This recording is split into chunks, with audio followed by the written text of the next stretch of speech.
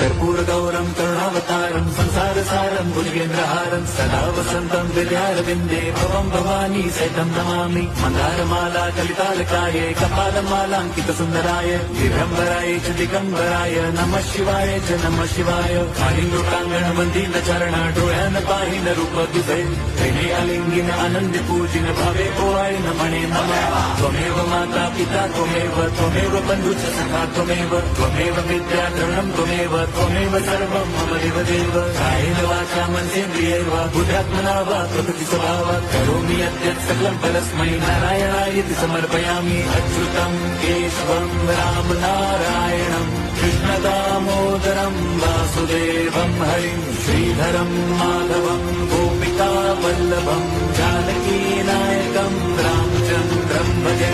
Hare Ram Ram Ram Hare Hare Hare Krishna